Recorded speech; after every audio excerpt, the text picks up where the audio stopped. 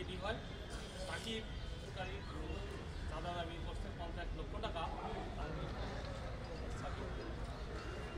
সে যখন কলেজে যাচ্ছিল, কলেজে যাওয়ার পথে তার খালাতো ভাই তাকে এই অপহরণটা করে। যেহেতু তার পরিচিত জন আপনজন অপহরণ করছে, তো পরবর্তীতে যে কোনো আইনি জটিলতা এড়ানোর জন্য সে তাকে মেরেই ফেলতো।